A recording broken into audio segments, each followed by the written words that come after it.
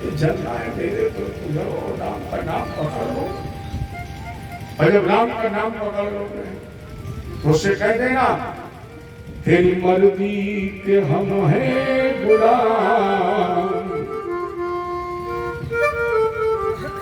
तेरी मर्जी तेरी मर्जी तेरी मर्जी का मैं हूँ गुलाम। मेरी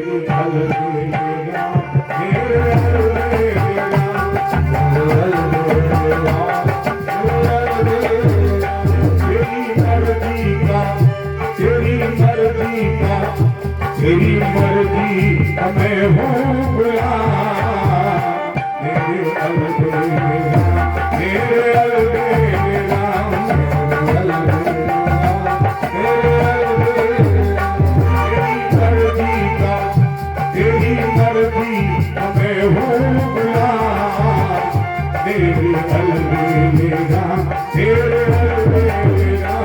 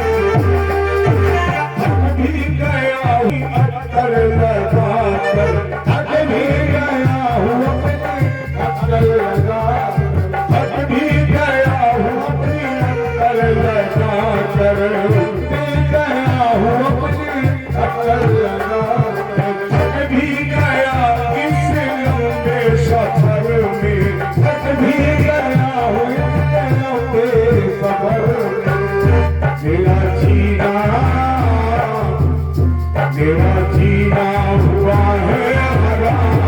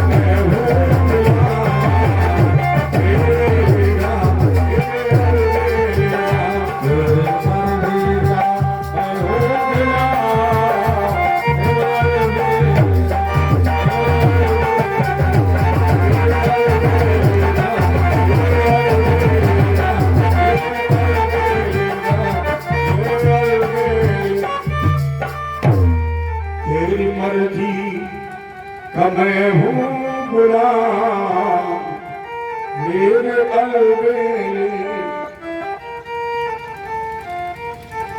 अर्थात हमारी भारतीय संस्कृति, हमारी भारतीय सभ्यता, हमारे भारतीय संस्कार अनमोल रत्न है, अनमोल हीरा है, जिन पर कहीं ना कहीं आक्रमण हुआ है, जिसका दुष्परिणाम हमारे सामने है।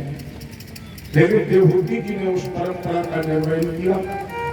परम स्वरूप गोस्वामी जी ने मानस में संकेत किया, देवहूति पुरतास कुमारी सोममुनि करदम की प्रिय नारी। जब ये परीक्षा में पास हो गई, परम स्वरूप करदम और देवहूति जी का विवाह संपादित हुआ। विवाह संपादित होने के बावजूद ये नारी ने अनुरक्त नहीं हुए, बल्कि उसी देव सरोवर तीर्थ में बैठ करके तपस्या करने लगे। भैया देवहूति ने पतिव्रत धर्म का पालन करते हुए प्रतिभ्याम प्रस्तुते साध्वी पति में गोविंद, इन्होंने अपने पति की सेवा की। और जब देवी तपस्या पूर्ण हो गई तो करदम जी ने पूछा, देवी तुम कौन हो? देखो ये तपस्या में इतने अनुरक्त हो गए, इतने साधना की, इन्हें होश ही नहीं रहा। और जब इनका तप टूटा, तपस्या पूर्ण हुई, तो इन्होंने पूछा, आखिर देवी तुम हो कौन? देवहूति जी ने कहा, भूल गए महाराज, मैं आपकी पत्नी हूं, आपका मेरे साथ संस्कार हुआ है। करदम जी ने कहा, अगर पत्नी हो तुमने बहुत सेवा की है, इसलिए हम प्रसन्न पर मानो। देवहूति जी ने कहा, महाराज जी मुझे पूर्ण नारित्व का दर्जा प्रदान कर दीजिए। करदम जी ने कहा कि सरोवर में स्नान करो। और देवहूति जी जब सरोवर में स्नान करने के, नहाने के प्रविष्ट हुई तो हजारों दासियां प्रकट हो गई। जिन दासियों ने देवहूति जी को स्नान कराया, चंदन का लेपन किया और राजसी वस्त्र पहनाई, तालाब के बाहर लेकर के आई, तो अंगम चामलम पंकेन सचनम शबल स्तनम आर्वेश्याम सरस्वत्या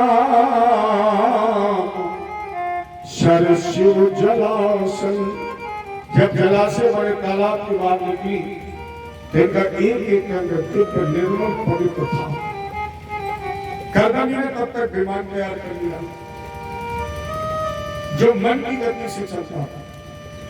कर्दम देव ने देवहूति को विमान पर बैठाना, समस्त तीर्थों का सेवन कराया। देखो एक संदेश छुपा हुआ है, हमें आपको संतानों के पत्र से पहले धार्मिक ग्रंथों का पठन पाठन करना चाहिए, तीर्थों का सेवन करना चाहिए, क्योंकि आज समाज में सबसे पहली शिकायत एक ही मिलेगी। कहीं भी आप जाइए सारी व्यवस्था ठीक मिलेगी, लेकिन माता पिता एक शिकायत करें, महाराज जी बेटे हमारे ठीक नहीं, मेरी बात नहीं मानते। आज एक सबसे गंभीर समस्या है, और हम कह सकते हैं कि केवल इसमें बच्चों का दोष नहीं है, क्योंकि बच्चे तो प्रकृति बिल्कुल कोरे कागज के समान, इनके समाज, इनके भविष्य और इनके भाग्य के निर्माता हम आप स्वयं हैं। अगर ये प्रश्न किया जाए, आपने महाभारत पढ़ी है? नहीं पढ़ी होगी तो सुनी होगी, नहीं सुनी होगी तो टीवी में देखी होगी, और अब 3 जगह आपने महाभारत नहीं देखी, सुनी और पढ़ी। आप अगर प्राइमरी में पढ़ने गए होंगे, अब मुझे ये तो पता नहीं है कक्षा 4 में या 5 में, शायद कक्षा 4 की पुस्तक में, हिंदी की पुस्तक में एक पाठ है वीर अभिमन्यु, पढ़ाया आप लोगों ने? केवल एक उत्तर दीजिए, अभिमन्यु ने चक्रव्यूह तोड़ने की कला कहां से सीखी? मां के पेट से। और जब 6 दरवाजे तोड़ने की कला सीखी, तो अभिमन्यु ने इस दुनिया में आने के बाद 7वां दरवाजा नहीं तोड़ पाया, केवल 6 ही तोड़े। इससे ये संकेत मिलता है कि बच्चा इस धराधाम पर आकर कुछ नहीं पढ़ता है। क्या पढ़ता है? कहां पढ़ता है? मां के गर्भ में। अच्छा, इनकी बात छोड़िए, आपने बहुत बार हमें पता लगा कि हमको 12-14 साल से प्रतिवर्ष कथा हो रही है। आपने अवश्य सुना होगा प्रहलाद चरित्र। आप केवल इतना बताइए, प्रहलाद ने भगवान का नाम कहां से सीखा? मां के गर्भ से। तो प्रहलाद ने भी यह सिद्ध किया कि बच्चा मां के गर्भ से ही पढ़ता है। कितनी माताएं आज ऐसी हैं, आप शीशे के सामने खड़े हैं, ये अनुष्ठान एक आईना है, शीशा दर्पण, और इसके सामने आप खड़े जा, आप अपना चेहरा देखिए, क्योंकि शीशा अपना ही तो चेहरा दिखाता है। ये भागवत एक आईना है, दर्पण है, ये केवल गाने बजाने नाचने का विषय नहीं है। आप तो ऐसे कथावाचक हो गए हैं, ऐसी व्यवस्थाएं हो गई है कि लोग कथा नहीं सुनना चाहते, उन्हें मतलब ही नहीं भागवत क्या है। वो लोग कथा करें जिन्हें पता नहीं भागवत का मतलब क्या है। बढ़िया गाना सीख लिया, बढ़िया नाचना सीख लिया, बढ़िया नचाना सीख लिया, 10-10 बजाने वाले साथ में ले लिए, पंडाल में 2 घंटे लोग झूम के नाच गए, इलाके में खबर हो गई, वाह मीनापुर में बहुत अच्छी भागवत हो रही है। लेकिन भागवत का मतलब क्या है? केवल गाना बजाना नाचना? भागवत का मतलब है पारमहंस्याम संहितायाम। ये परमहंसों का एक आदर्श कानून है, ये परमहंसों की एक नियमावली है, एक संविधान है। इसे समझना हर व्यक्ति के बस की बात नहीं है। अगर दूसरे शब्दों में ये कह दिया जाए, जब रात में रामलीला होती है तो सबसे ज्यादा भीड़ कब होती है? जब परशुराम जी आते हैं। कब होती है? जब वो गाया जाता है, मेरा मन डोले, दुनिया की भीड़, और जैसे धनुष टूट गया, लोगों ने सवारी सूट झाड़ा और बोले भैया हुई गई रामलीला। क्या केवल डांसर के नाचने मात्र से रामलीला हो जाती है? जितनी भीड़ होगी वो सब चली जाएगी। परशुराम जी जब आएंगे मंच पर तो बहुत कम भीड़ होगी, लेकिन क्या इससे परशुराम जी की महत्ता कम होती है? परशुराम जी जानते हैं इस गांव का जितना भी खरपतवार था, जितना प्रदूषण था, वो सब नाचने वाले ने अपने पैरों के नीचे कुचल दिया है। क्यों? रुपया उठाते हुए नर्तक ने रुपया लिया, बहुत समझने का विषय है, और वो 3 बार पैर पर तखत पर पैर पटकता है और क्या कहता है? शुक्रिया अदा, यही तो कहता है। लेकिन इसमें भी गौर करना, वो नाचने वाला ना तो 4 बार पैर पटकेगा न 5 बार पटकेगा, केवल 3 बार। इसमें भी एक संदेश छुपा है। 3 बार पैर पटकता है और वो कहता है तुम्हारे बाप और तुम्हारे बाबा तीनों यही पैर के नीचे हैं। रुपया भी दे रहे हो और अपने पुरखों को पैरों से कुचलवा भी रहे हो, और बड़ा आनंद में बात बाहर है। मेरा नाम 25 बार लाउस हो गया। लेकिन परशुराम जानता है कि इस गांव के जितने भी अपराधी प्रवृत्ति के लोग हैं, जितने दुराचारी लोग हैं, जितने व्यभिचारी लोग हैं, वो तो सब नर्तक के पैरों के नीचे कुचल दिए गए हैं। अब जितना हीरा बचा है, आज भी आपके गांव में भी 10, 20, 50 लोग ऐसे जरूर होंगे जो पूरी रात इंतजार करते होंगे और कहते होंगे कि अब चलिए रामलीला में, क्योंकि अब परशुराम नहीं आ रहे हैं। अब लक्ष्मण परशुराम संवाद होगा, माने अब भगवान से मिलन होगा। तो वो लोग पूरी रात वहां नहीं जाते हैं। कब जाते हैं? जब व्यास जी अनाउंस करते हैं, टूटे धनुष भय दुई खंडा, टूट गया धनुष, अब परशुराम जी आ गए, तो लोग अपना ओढ़ते भी जाते हैं और भागते भी जाते हैं, क्योंकि वो समझते हैं उसका महत्व। इसलिए आप उसके महत्व को समझिए, इसकी गुणता को समझिए, इसकी गरिमा को समझिए, इसके प्रभाव को समझिए। तो बच्चे कैसे आपकी बात माने? आज माताओं का दोष नहीं है, आप लोग हंसिए नहीं, आप भी तो दोषी है। सुभद्रा को जब नींद नहीं आई तो चक्रव्यूह तोड़ने की कला किसने सिखाई? अर्जुन ने। अब आप लोग बताइए ईमानदारी से, पत्नी को अगर नींद नहीं आती है गर्भावस्था में, अगर गर्भवती महिला को नींद नहीं आती है तो पति से ही तो कहेगी। वो कहेगी स्वामी नींद नहीं आ रही है, तो पति क्या उत्तर देगा? तुम्हें नहीं आ रही तो हमारी नींद क्यों खराब कर रही हो? तुम्हें नहीं आ रही, मेरी नींद क्यों खराब कर रही? क्या करो? बोलो जी टीवी खोल दो। अब पत्नी ने जी टीवी खोल ली, उसमें पिक्चर आ रही थी अमिताभ बच्चन की। बेटा माँ के गर्भ में पड़ रहा था, पिक्चर शुरू हुई, अमिताभ बच्चन आया तो खट से उसने ठेका वाली बोतल तोड़ दी। अब तुम्हारा बेटा जब पैदा होगा तो बोतल तोड़ेगा कि चक्रव्यूह तोड़ेगा? अरे आप निर्णय स्वयं करिए, मैं निर्णय नहीं कर रहा। और मैंने पहले दिन आपसे कहा था कि अब जितना कड़वा बोल सकते उतना बोल दूंगा, क्योंकि मैं जा कथा कहने जाता हूँ, एक उद्देश्य लेकर के जाता हूँ, तुम्हारा खून गर्म कर दूं, तुम्हारा जमीन जगा दूं, तुम्हें पहचान करवा दूं, तुम्हारा नुकसान नहीं कर पाऊंगी। कितना हमारा नुकसान कर सकते हो? ज्यादा से ज्यादा जब हम चले जाएंगे, कोई कहेगा भैया वो पंडित जी को हम बुला लें, तो तुम इतना ही नुकसान करोगे। बोले कानपुर वालों को मत बुलाना, इससे ज्यादा हमारा नुकसान नहीं कर सकते।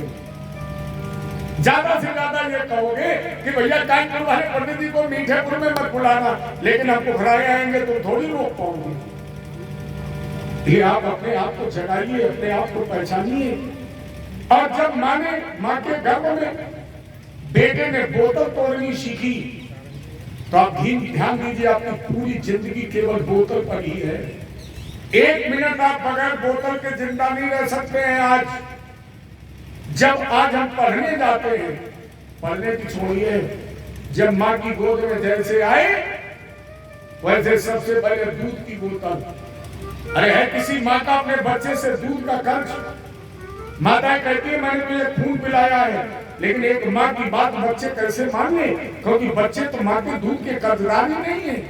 बड़ा आश्चर्य हुआ मुझे, 2 दिन से मोबाइल में एक डे चल रहा है, मातृ डे। हिंदुस्तान के लोग भेज रहे हैं, मम्मी बड़ी प्यारी है, आज मातृ डे है। प्यारे, हमारे हिंदुस्तान में एक दिन मातृ डे नहीं होता है, ये विदेशियों की संस्कृति है। क्योंकि विदेश में बाप अलग रहता है, माँ अलग रहती है। एक दिन बच्चा माँ से मिलने जाता है, एक दिन बाप से मिलने जाता है। जिस दिन बाप से मिलने जाता है उस दिन पितृ डे होता है, और जिस दिन बच्चा माँ से मिलने जाता है उस दिन मातृ डे होता है। हम तो रोज अपनी माता पिता से मिलते हैं, हमारे लिए मातृ पितृ डे कैसा? हमारे लिए तो मातृ पितृ देवो भाव, हमारे आपके लिए तो सबसे बड़ा भगवान है, उसके लिए कोई एक दिन निश्चित है। और लोग मोबाइल में लिख के भेज रहे मातृ पितृ मातृ डे। उस हिंदुस्तान के लोग जहां माँ को लोग कसाई की तरह आज पीट रहे हैं, वो देश के लोग लिख रहे मातृ डे। अरे सेवा कर दो माता पिता की, कभी उड़े नहीं हो पाओगे केवल मोबाइल में लिख देने से, गुरु जी के पास संदेश भेज देने से मातृ डे, माता जी की फोटो लगा देने से कुछ नहीं होगा। अगर माँ है तो उसके चरण धो करके पी लो, उसकी सेवा कर लो। सबसे सच्चा दिन यही है, उससे दूर हो। और कहाँ रहा माँ की गोद में, डॉक्टर ने तुरंत पर्चे पर लिखा बोनी की बोतल, अमूल दूध पाउडर। अब ये बताइए, जब बच्चा दूध बोतल का पी रहा है, बहुत गहन विषय है। अगर माँ की गोद में बच्चा बोतल में दूध पी रहा है तो बोतल में दूध माँ का है कि जानवर का है? और आपने जब जानवर का दूध बच्चे को पिला के बड़ा किया है प्यारे, फिर वो बच्चा आपका इंसान बनेगा या जानवर बनेगा? तुमने जानवर का दूध पिलाया है, इसलिए आने वाले समय में बच्चे बड़े जब होते हैं तो माता पिता के सामने ही जानवरों की तरह लगते हैं। और दोष केवल बच्चों को दे रहे हैं, इनके आप भविष्य भाग्य समाज के निर्माता हैं। आप बच्चों के सामने बैठे लकड़ी खेल रहे हैं, जब तुम्हारे बच्चे लकड़ी खेलेंगे तो तुम्हारे अंदर क्षमता है, तुम कह दो बच्चों से कि तुम क्यों खेल रहे हो। तुम अगर बच्चों के सामने बोतल पी के आए हो और बच्चा जिस दिन तुम्हारे सामने बोतल पिएगा उस दिन तुम कह पाओगे बेटा तुम क्यों पीते हो? और अगर तुमने कह दिया तुमने क्यों पी और बेटे ने पूछ दिया फिर पापा तुम काय ढकोल के आए, तो क्या उत्तर दोगे? इनके भविष्य के निर्माण आप है। और जब माँ की गोद से बच्चा उतरा और विद्यालय पढ़ने गया तो बगैर बोतल के जाता है, एक गधा पे बस्ता और दूसरे पे पानी की बोतल। जरा याद करिए चतुर्वेदी जी, जब आप पढ़ने गए होंगे तो पानी की बोतल नहीं, एक हाथ में पट्टी और एक हाथ में बुटकना, पानी नहीं था।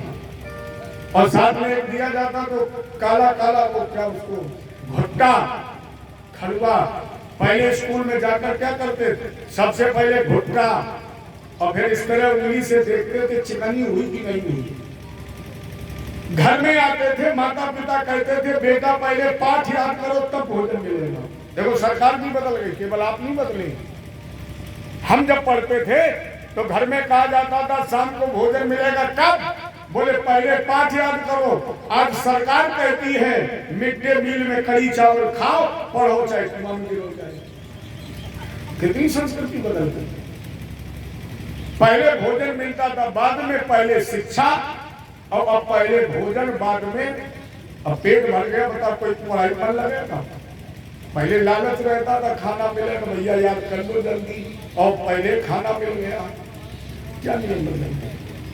इसके बाद जब हम विद्यालय से निकले, कॉलेज में पहुंचे, जब तक विद्यालय में रहे पानी की बोतल, कॉलेज में पहुंच गए पेप्सी की बोतल, जब कुछ पैसा मिल गया तो फिर ठेका वाली बोतल, और जब किडनी फेल हो गई तो हैलट में ग्लूकोज की है बोतल के बगैर। अरे जरा आज के 30-40 साल पहले जब गांव में किसी के बोतल लगती थी तो लोगों को आश्चर्य होता था, और लोग कहते भैया उनके तो बोतल लग गई, चलो देख लो। उस समय बोतल का मतलब था इमरजेंसी, और तो पैर में कांटों लग जाए। तो डॉक्टर ने पहले टांग दी। कभी डॉक्टर भी जानता कि तुम तो बोतल के अभ्यासी होता है, फिर तो बच्चों को दोष दे रहे हो, जानवर बना रहे हो, लड़ना सिखा रहे हो, और दोष बच्चों को क्यों दे रहे हो। एक हाथ से कभी ताली नहीं बजती है, एक हाथ जब चलता है तो थप्पड़ बजता है। ताली तभी बजेगी जब दोनों हाथ चलेंगे।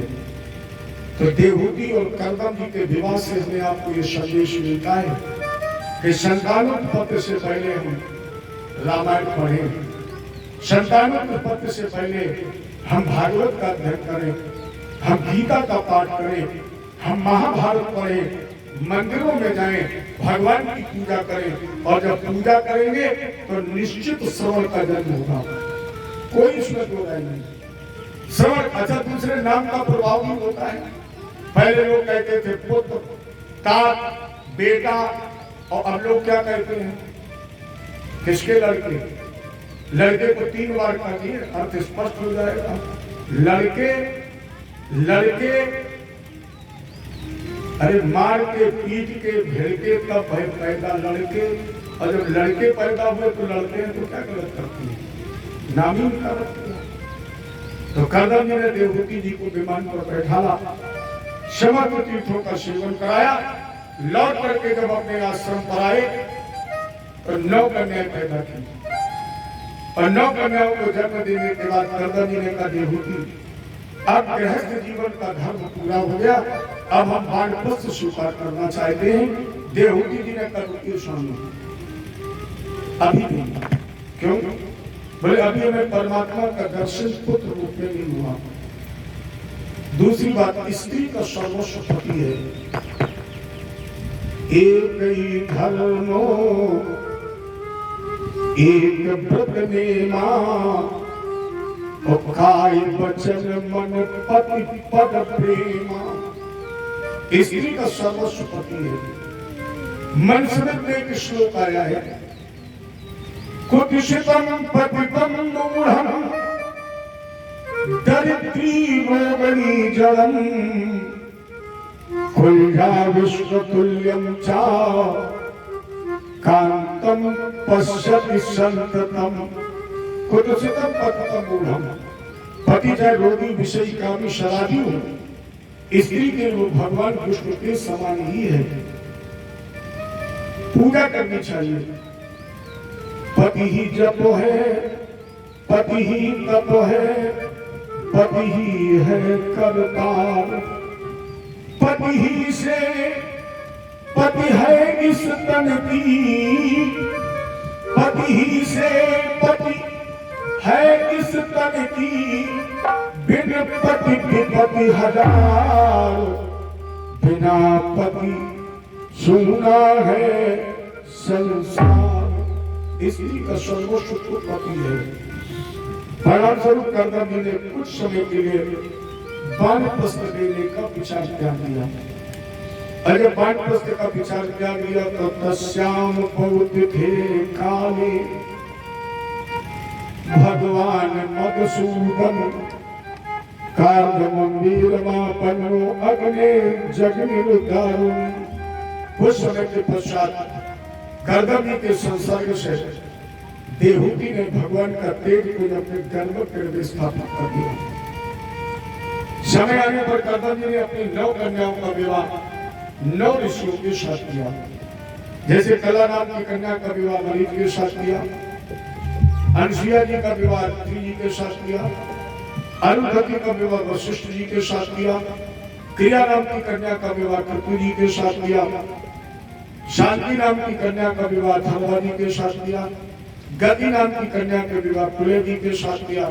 और जब इन 9 कन्याओं का विवाह संपादित हो गया तब मैया देवहूति और करदम जी के आंगन में भगवान कपिल के रूप में प्रकट हो गए। जो कपिल भगवान की। और जैसे कपिल भगवान का प्रकट हुआ करदम जी ने 7 परिक्रमा की। बेटा अहो पापक्षमाना नाम निरय शैल मंगलई कालेन भूषानूनम प्रसीदम ईह देवता।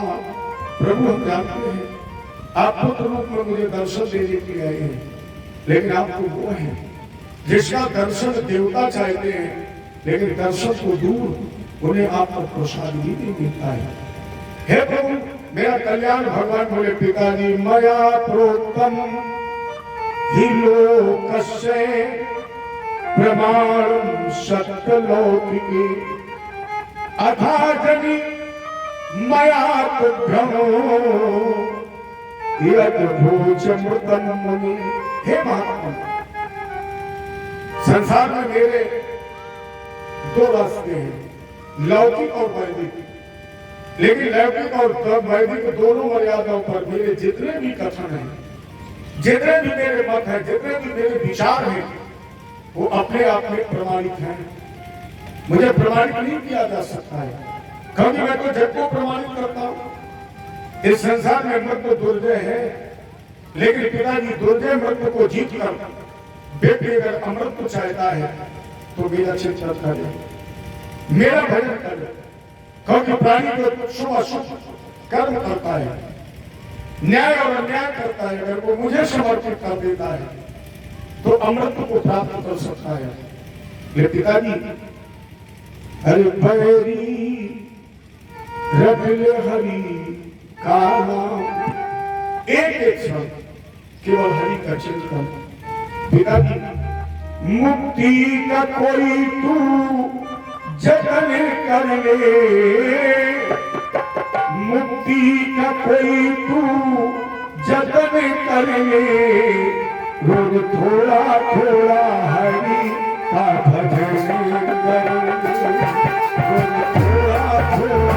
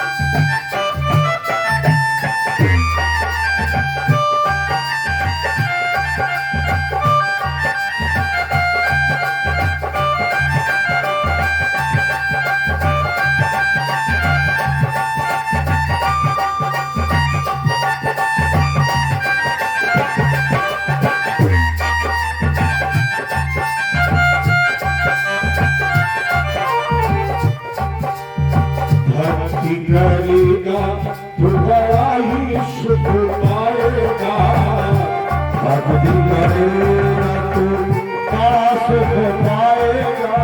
भक्ति की आत्मा का मैं भूल जाएगा, भक्ति से आत्मा का मैं भूल जाएगा, भक्ति से आत्मा का मैं भूल जाएगा, भक्ति से आत्मा का मैं भूल जाएगा। आत्मा के साथ साथ मन करे, आत्मा के साथ साथ मन करे, थोड़ा थोड़ा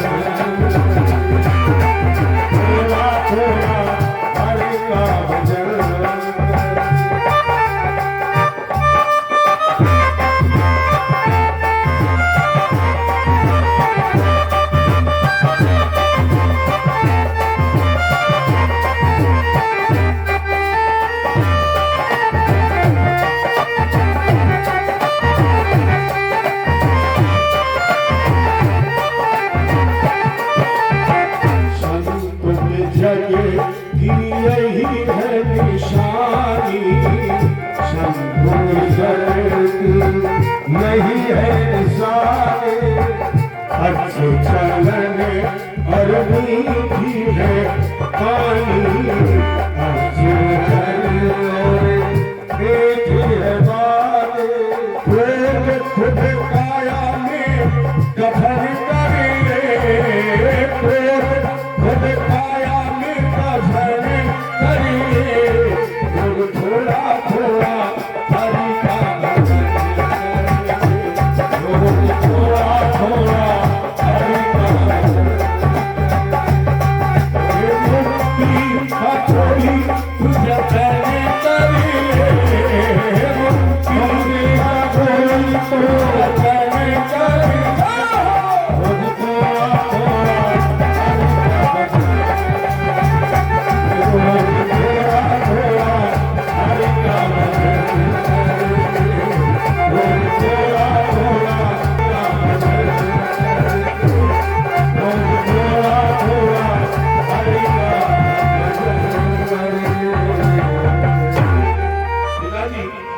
मुक्ति का कोई तू जतन कर ले, मुक्ति का कोई तू जतन कर ले, रोज थोड़ा थोड़ा हरि का भजन कर ले, रोज थोड़ा थोड़ा हरि का। कितना एक घड़ी आधी घड़ी आधी में पुन आध, और तुलसी संगत साधु की कोटि हरे अपराध। अथवा एक लाइन पर बता के फिर आगे क्वेश्चन बढ़ाना। मिलती है साधुओं की संगत कभी कभी, मिलती है साधुओं की,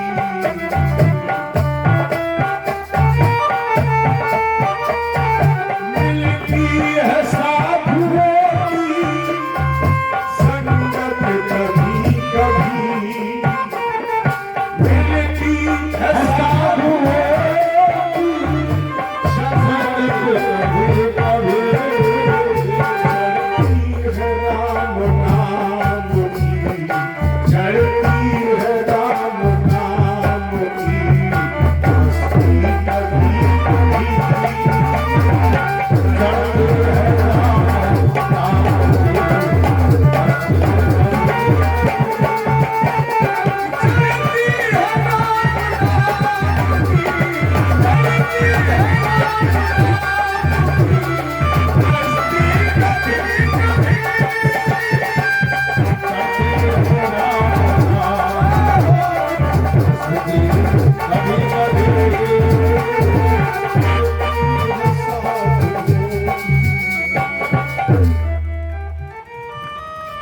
मिलती है साधुओं की संगत कभी, चढ़ती है राम नाम की, चढ़ती है राम नाम की मस्ती कभी।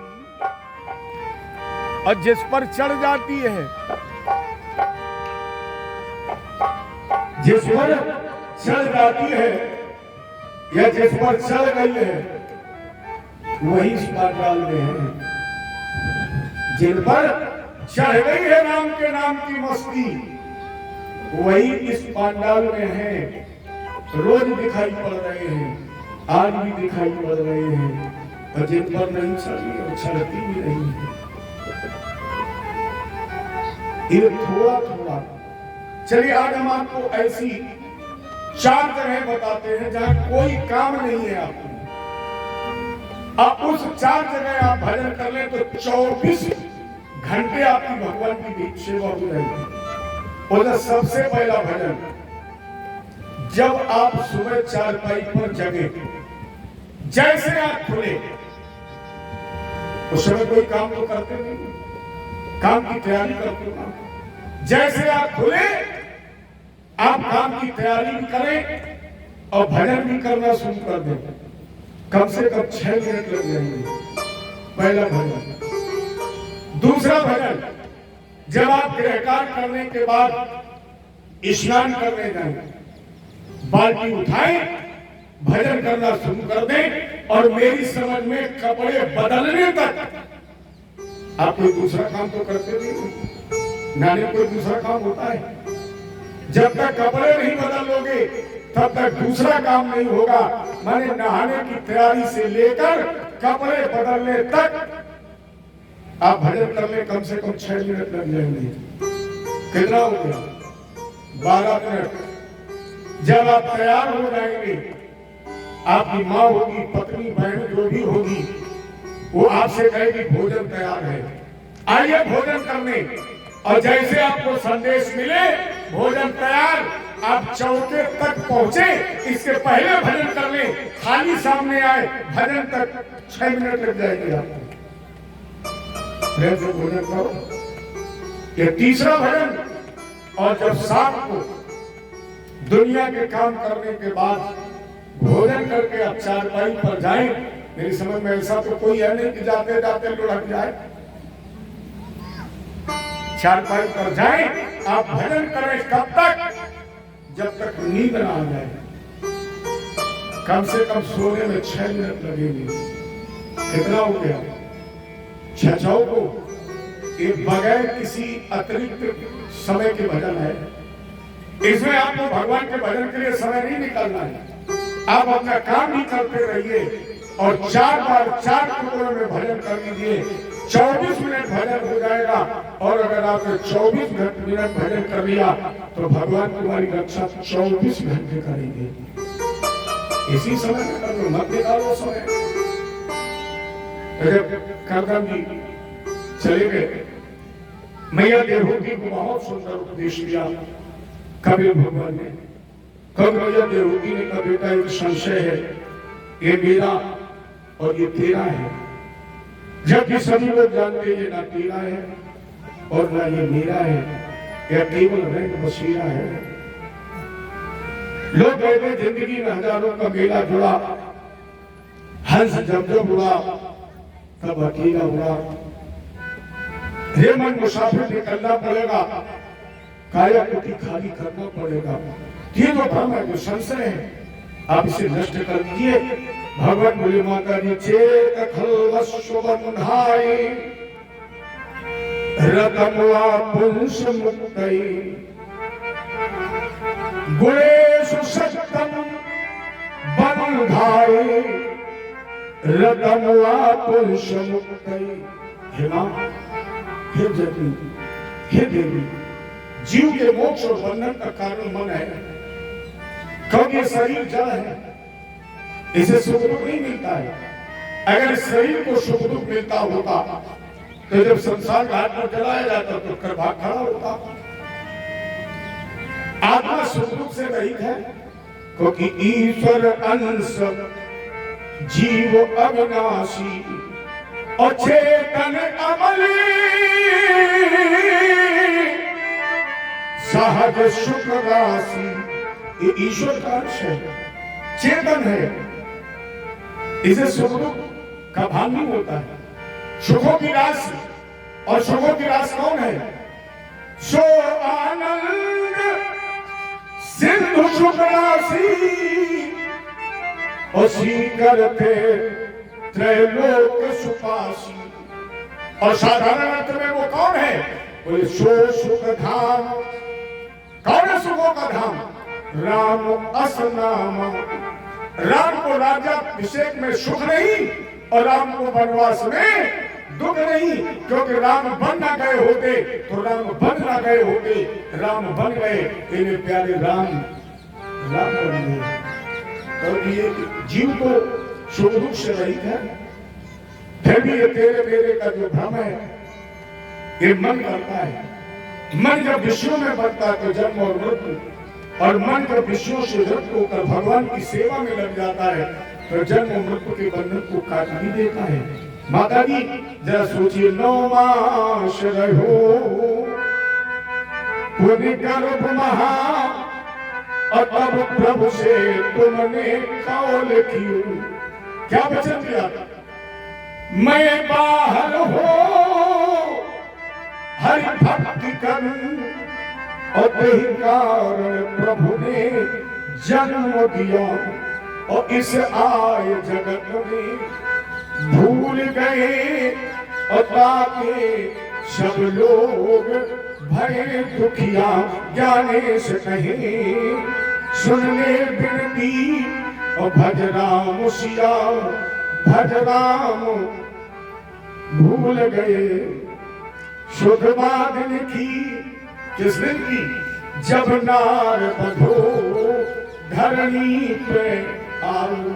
वो दिन भूल गए जब नारा रूपी रस्सी में बंधे थे। और भगवान ने क्या किया? बहुभांति प्रभु प्रतिपाल कियो और जब दांत नहीं प्रभु दूध पिलाओ। सो हरिदास रटो दिन को जिन पानी की बूंद से पिंड बनाओ। कवि जी ने एक मत दिया रहना नहीं देश बिराना है। भैया ये दुनिया कागज की पुड़िया। ये दुनिया कागज की पुड़िया। बूंद पड़े गल जाना है। रहना नहीं देश बिराना है। ये सब देखे परखे समय बहुत कई का हुए। तुलसी सीताराम पे नहीं आप कोई। कभी भगवान ने उपदेश दिया। समुद्र के अंतस्थल में तपस्या करने लगे। मैया देवहूति ने जहाँ प्रसिद्धि प्राप्त की उस स्थान का नाम सिद्धिपुर पड़ गया। गंगा सागर में कभी भगवान तपस्या कर रहे हैं। शैलमन की दूसरी कन्या प्रसूति ये भगवान शंकर के साथ में रही। जेके 16 कन्याएं पैदा हुई। प्रसूति मानवी दक्ष ओपे में हजात बजाता सब संसार में भीतर खोज से मन लोचना। 16वीं कन्या का नाम था सती। और ये सती नाम की कन्या भूत भावन भगवान शंकर के साथ में आई। निसंतान रही और निसंतान ही इन्होंने अपने पिता दक्ष के यज्ञ में प्राण की आहुति दे दी। एवं दाक्षायणी हित्वा सती पूर्व कलेवरम जगे हिमबता क्षेत्रे में न्यामित सुषुम। सुग्रीव ने कहा राजा तो मैंने ये सुना है कि सती दूसरे जन्म में राजा हिमांचल और मैना की पुत्री बनकर के पुत्री। क्योंकि सती मरद दर्शन वर मांगा जन्म जन्म सुपद अनुरागा। ते कारण हिंदेर गए जाई पार जन्मी पार्वती तन पाई। देवर्षि नारद की प्रेरणा से मैया पार्वती जी ने बड़ी कठोर तपस्या की है। 3000 वर्ष तक माता जी ने बेल के सूखे पत्ते खाए जिसे माँ बेलुआ कहते हैं। माता जी ने 3000 वर्ष तक बेल के सूखे पत्ते खाए। और जब माता जी ने पत्तों का भी भोजन बंद कर दिया तभी से इसका एक नाम पड़ा अपर्णा। 3 लोग 14 भुवन के की मालकिन जिनका विवाह भोलेनाथ के साथ हुआ। और मेरी समझ में शंकर जी जैसा दूल्हा शंकर जी जैसी बारात चाहे ये मान लिया जाए और चाहे ये मान लिया जाए कि आपके विवाह में और भगवान के विवाह में कोई अंतर नहीं। जैसे राम जी ने जयमाल पहनी वैसे आज भी लोग जयमाल पहनते हैं। अंतर कितना आ गया? पहले जयमाल पहनी राम जी ने धनुष तोड़ के और आज लोग जयमाल पहनते हैं। बाकी आप समझदार क्या तोड़ के पहनते हैं? अंतर तो नहीं है। जयमाल तो पहले थी आज भी है। राम जी के विवाह में और आपके विवाह में क्या अंतर है? आप इतिहास उठा के देखिए।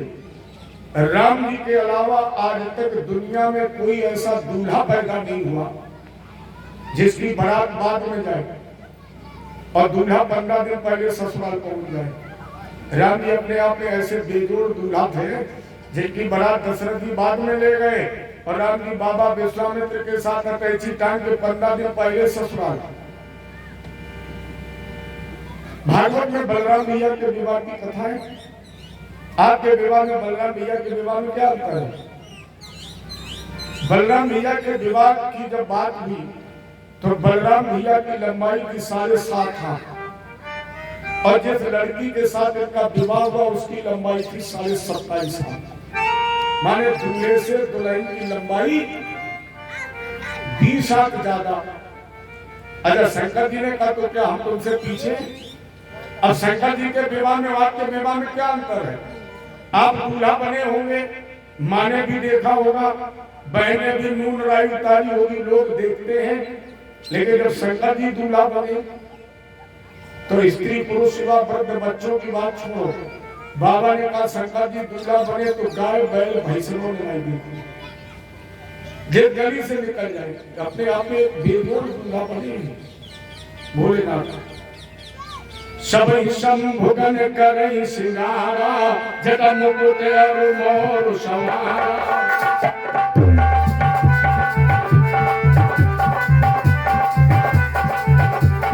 कुंडल कंकण पहिरे प्याला, कुंडल कंकण विभूत बटिके हरिछाला।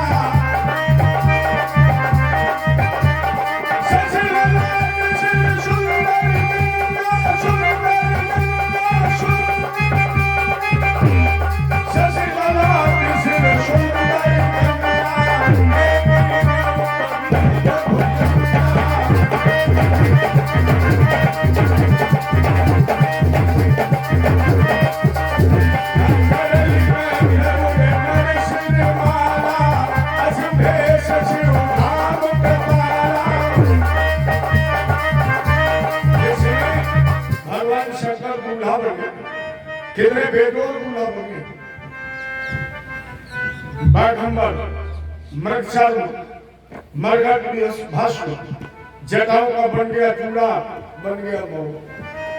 कुंडल कंकन पहले प्याला, शंकर जी के हाथ में जो कंकन बना वो 1000 फरदारी, कानों में कुंडल। आपने देखा होगा अपने यहाँ सुनाता शब्द होता है और उसकी विशेषता को महिमा में